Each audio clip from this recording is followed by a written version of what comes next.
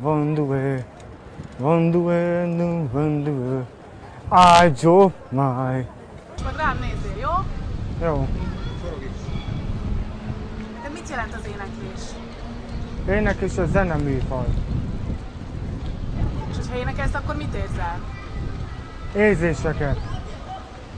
Szívből adom ki az érzéseket. Szívből énekelek. I drove my.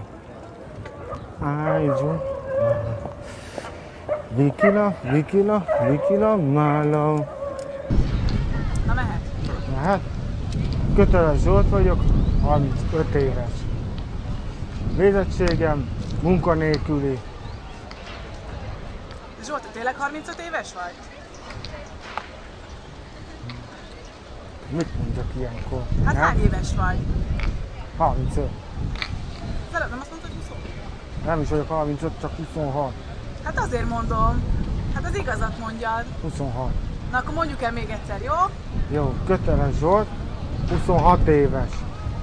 Munkanélküli. Ezt mondjuk el úgy. Köteles Zsolt vagyok, 26 éves, jó? Na mehet? Köteles Zsolt vagyok, 26 éves vagyok.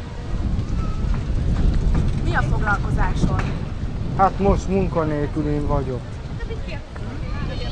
Amikor énekeltél az előbb a biciklin, akkor mit éreztél? Mit szoktál érezni, amikor énekelsz?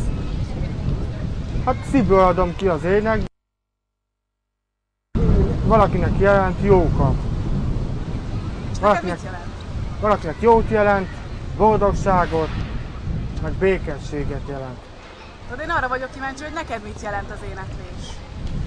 Ebben szeretem kiadni a művemet. Ezzel jobban el tudom foglalni magam.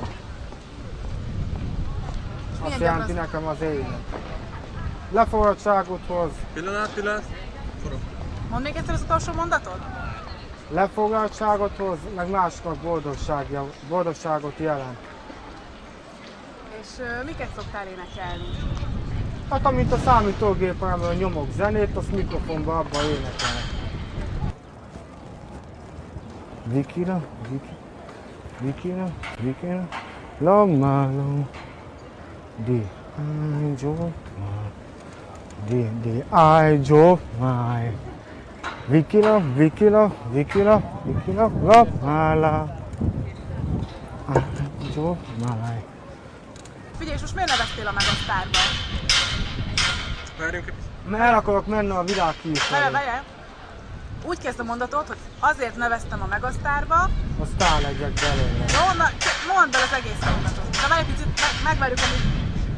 Nincs felhőjem. Forog. Na most! Hát szólni kéne, hogy adják abba. Jó, próbáljuk. Na most, mert azért neveztem, mondjad? Azért neveztem, hogy híres sztár legyek. Még egyszer. Azért jelentkeztem, hogy híres világsztár legyek belőlem. Vikila, Mála. Ágyó.